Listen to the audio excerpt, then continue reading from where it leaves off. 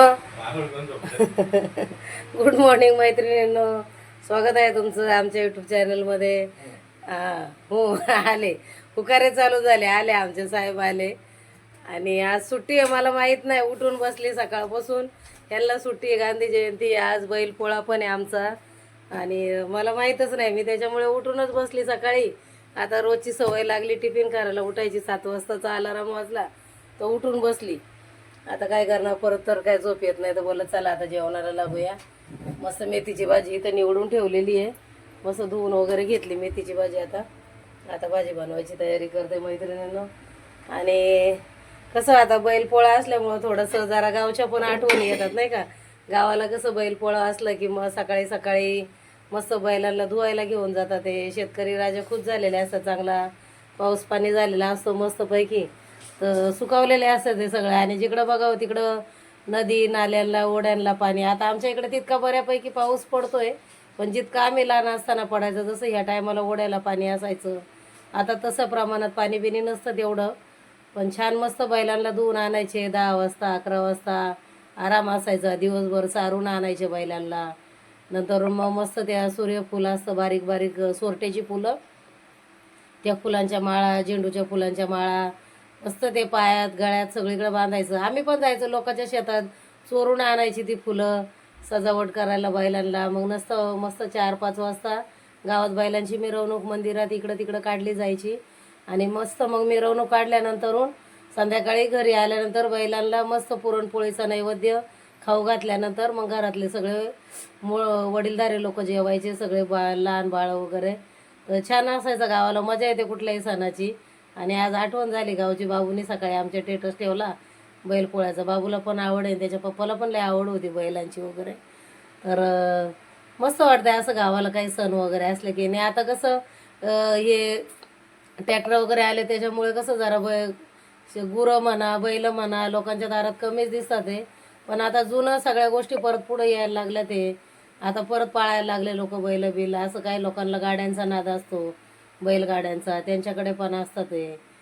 तर जाऊ द्या मैत्रिणी, आता जसं आहे तसं. आता जेवणाला लागते, पहिली तरी नाश्ता बनवून घेते, मस्त चहा ठेवते, पाव टोस्ट करून खाणारे पाव घेऊन आले, ते चहाबरोबर पाव टोस्ट करून खाते. आणि आज आमोशा पण आहे, सर्व पित्री आमोशा आहे, लाजची आमोशा आहे. कोण उरलं सुरलं असतं माणसांच्या घरात, जे वारलेले लोक असतात त्यांना आज नैवेद्य वगैरे दाखवतात, शेवटची वाडी असते ती. आणि अशा प्रकारे मैत्रिणी गावाला कसं असं बैलपोळा साजरा केला जातो. परत कुंभाराची लोक गावातनं येतात, आपल्याला मातीची बैलं देऊन जातात. मग त्यांच्या गळ्यामध्ये ते गव्हाच्या पिठाच्या कड्या बनवून तळून किंवा उकड करून ते त्यांच्या गळ्यामध्ये सुपामध्ये बाजरी ठेवायची आणि मस्त ती बैलं त्याच्यामध्ये लावायची. ती 5 बैलं त्याच्या गळ्यामध्ये हे करून ते घालायचं आणि त्या कड्या तळलेल्या किंवा उकडलेल्या त्या बैलात त्याच्या गळ्यात घालायच्या, बैलं सुपात ठेवायची आणि मस्त छान पूजा करून त्यांनाही तो नैवेद्य दाखवून घ्यायचा. तर मस्त वातावरण दिवसभर आज अशीच लगबग गावाला चालू असते सकाळची. आणि हा सण संध्याकाळचा असतो, त्यामुळे पुरणपोळी वगैरे संध्याकाळी केली जाते आमच्याकडे. तर असं आहे, आमच्याकडे श्रावण महिन्यात नसतो बैलपोळा, भाद्रपद महिन्यातला असतो. तर आज बैलपोळा मैत्रिणीनं. आणि छान वाटते, गावच्या सणांची मजा काही आवरच असते. आणि मला पण खूप आवडतं गावचं असं सण बिन काय असेल तर, दसरा असो किंवा काय असो. आता 9 दिवस नवरात्री चालू होईल, गावाला कीर्तनं वगैरे असतात. ते आमच्या इथे मेसाईचं मंदिर आहे, तर कसं गावाला 10 दिवस सप्ताह बसलेला असतो, तर 10 दिवस कीर्तनांना. कीर्तन कमी ऐकायचं जेव्हा लहान होतं, तेव्हा मस्ती जास्त करायची. त्या मस्तीसाठी जायचं, रोज पंगत असते जेवणाची, कोणाची ना कोणाची, आज ह्या वस्तीची त्या वस्तीची. जाऊन जेवायचं, मंदिरात खेळायचं. कीर्तन कुठं ऐकलं नाही ऐकलं, तेव्हा काय लहान होतं ना, कोण ओरडत नव्हतं त्याच्यासाठी. आणि मस्त वाटायचं गावाला सणांना वेगळंच. आणि 8व्या माळ्याला होम असायचा दसऱ्याच्या दिवशी पण. मग दिवसा कीर्तन जेवण खावण दुपारपर्यंत गावातच असायचे आम्ही. तर असं हे सगळं मैत्रिणी, आता गावच्या सणांची आठवण येते. इथं तसं काही बघायला मिळत पण नाही एवढं, आणि आता काही कोण ठेवत पण नाही एवढं शहरात ठिकाणी. हे सगळं गावालाच अनुभवायला मिळतं. तर चला आता स्वयंपाकाकडं वळूया. मेथीची भाजी करून घेते, पहिली मेथीच्या भाजीचं वाटण काढले मैत्रिणी. मेथीच्या भाजीसाठी मिरच्या घेतल्या, ते शेंगदाणे घेतले, लसूण आणि मीठ वरतून टाकणार आहे. तर आता इथे कढई ठेवते, पहिले तर शेंगदाणे भाजून घेते मैत्रिणीनं. कारण इथं काय होतं, पावसामुळे अशी बुरशी लागते लगेच मला. आता 1-2 दाणे दिसले मी असे, त्याच्यामुळे मी काय बोलले आता भाजूनच घेते, सगळे शेंगदाणे पण भाजून ठेवते आणि भाजीसाठी पण भाजून घेते. इथे मैत्रिणी शेंगदाणे मी भाजायला ठेवलेत आणि हे बघा असे निवडून घेतलेत. 1-2 दाणे तरी असे दिसतातच आहे, मग ते खवट लागतात. मग त्याच्यामुळे कसं एखादा जेवणामध्ये गेला की भाजीची पण टेस्ट चालली जाते म्हणूनसाठी. तर मग मी कसं भाजूनच ठेवते. आणि आता हे पावसाचे दिवस आहेत, जसं की मी मागं पण तुम्हाला व्हिडिओमध्ये बोललेली, माझ्याकडे कधी कूट बनवून ठेवलेला असतो, कधी वाटणं करून ठेवलेले असतात फ्रीजमध्ये. तर सकाळचं टिफिनच्या वेळी मला बरं पडून जातं त्याच्यासाठी. तर आताही हे शेंगदाणे मी भाजून ठेवते, म्हणजे कसं खवट होणार नाही. आणि मी जसं मागच्या व्हिडिओमध्ये पण बोललं होतं, पावसाळ्यात कसं काही पण गोष्टी जास्त दिवस टिकत नाही. तर चांगल्या अशा वाळून चोळून मस्त ऊन देऊन ठेवल्या की मग राहतात. मी तर फ्रीजमध्येच ठेवते शक्यतो, कडधान्य वगैरे जास्त प्रमाणात भरलेलं असलं, गावचं आणलेलं असलं की. तर असो मैत्रिणींनो, चला तुम्ही कसं ठेवता तुम्ही पण सांगू शकता मला कमेंट करून. आणि तुमच्याकडं बैलपोळ्याचा सण कसा साजरा केला जातो मैत्रिणींनो? काहीकडे देशी बेंदूर म्हणून असं बोललं जातं, आमच्याकडे तरी बैलपोळाच बोलला जातं, भाद्रपद अमावस्येला असतो. चला आता पुढची तयारी करून घेऊ, शेंगदाणे भाजून घेऊ. तोपर्यंत हे भाजीचं वाटण पण मी वाटून आणते आणि भाजी फोडणीला टाकून घेते.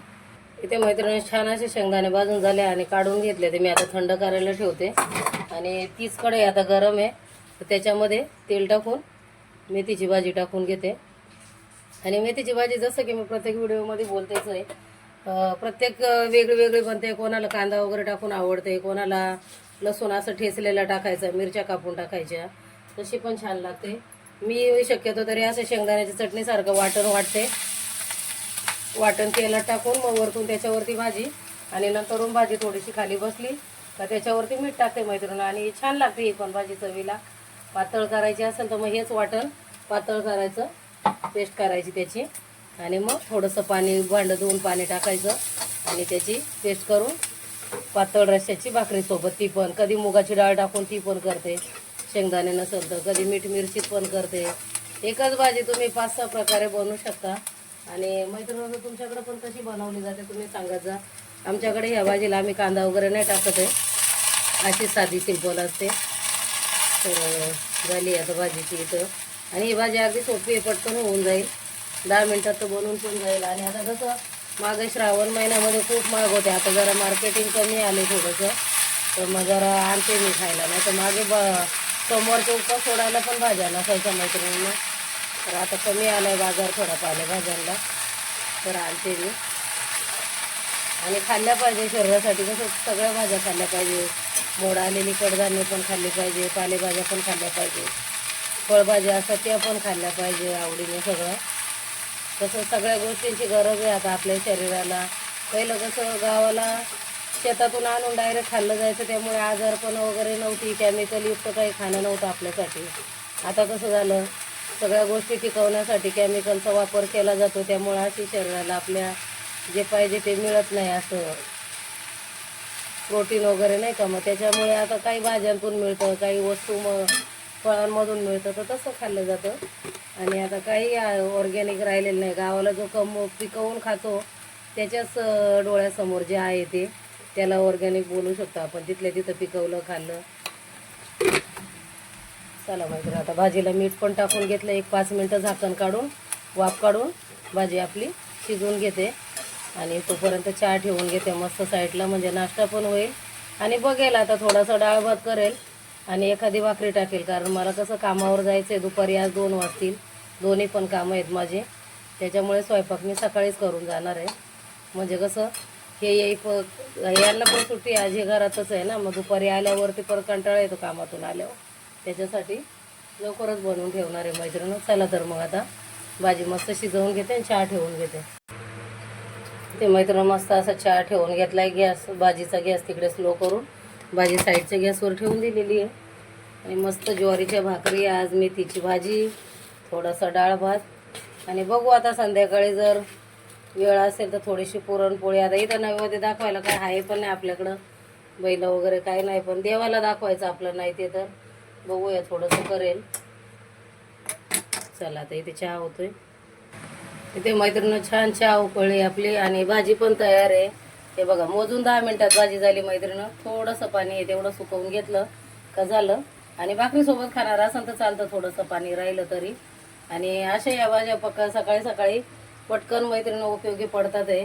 तर जेणेकरून प्रयत्न करत जा की सगळ्याच मैत्रिणीला कशी सकाळची घाई असते, सगळ्या अशा काहीतरी वर्किंग वुमन असतात हे मैत्रिणीनं, सगळ्याच कसं हाऊसवाईफ नसतात ना, त्याच्यासाठी मग कसं ह्या भाज्या उपयोगी पडतात. जसं बटाट्याची सुकी भाजी आणि रात्रीच्याच कट करून ठेवले, गवार वगैरे असेल तर रात्रीची, आणि अशाच भाज्यांचा टिफिनला हे करायचं की सकाळी लवकर बांधल्या जातील. वाटून ठेवली तर जेणेकरून कसं वाटाण्याची उसळ असते, रात्रीची पटकन भिजत टाकले, सकाळी कुकरला 2 शिट्या घेतल्या. माझ्याकडे सगळ्याच भाज्या बनतात हे मैत्रिणीनं, सोयाबीन, वाटाण्याची उसळ, चण्याची, राजमा वगैरे, मी सगळ्या प्रकारच्या भाज्या यांना खाऊ पण घालते. आणि मला पण आवडतं आहे तसं बनवायला, खाऊ घालायला, मी पण खाते त्यांना पण. जेणेकरून कसं काही लोक व्हेजिटेरियन असतात तर त्यांना राजमा झालं, सोयाबीन झालं, त्याच्यातनं प्रोटीन मिळून जातं. पनीर असेल तर पनीर, नॉनव्हेज खाता असेल तर अंडी असतात आमच्याकडे. आता कसं नवरात्रीमुळे, गणपतीमुळे मध्ये श्रावण होता तर कमी बनत होतं. मध्ये जेव्हा उपवास संपले तेव्हा थोडं थोडं खाल्लं आम्ही. आता परत 10 दिवस नवरात्री होईपर्यंत नाही, नवरात्रीच्या नंतर परत चालू. तर असं असं मैत्रिणी. आणि भाज्यांचं जसं मी तुम्हाला बोलले की घेवड्याच्या शेंगा झालं, एकच वाटणामध्ये 10 वेळा त्याच भाज्या भरपूर प्रकारे असं बनवू शकतो, अलग अलग करून. तर रात्रीची गवार निवडून ठेवायची, घेवड्याच्या शेंगा निवडून ठेवायच्या, असं करून कसं मैत्रिणी सकाळी सोपं जातं. आणि सगळ्याच बायकांची कशी सकाळची काही गडबड होते, त्याच्यासाठी कोणाचा परिवार मोठा कोणाचा छोटा असतो म्हणूनसाठी. तर चला आता भाजी उतरवून घेते आणि चहा तिकडे शिफ्ट करून पाव मस्त बटर लावून टोस्ट करून घेते मैत्रिणींनो. आता चहा पण छान उकळली आहे, इकडे स्लो गॅसवरती तिला अजून उकळवून घेते, कारण कशी चहा छान अशी मस्त उकळी गेली, कडक झाली की मग जरा प्यायला पण बरी वाटते. चला आता पाव टोस्ट करूया मस्तपैकी. आणि आज गरमागरम मस्त नाश्ता पाव टोस्ट केलेले. कधी ब्रेड बटर पण असतं चहासोबत, पण आज असं इच्छा झाली की पाव खाऊया. आणि उद्या उपवास आहे माझा, पण मी उठता बसता करते. माझी मुलगी 9 दिवसाचे उपवास करते मैत्रिणी, तिने सगळंच उपवास धरलेले आहेत.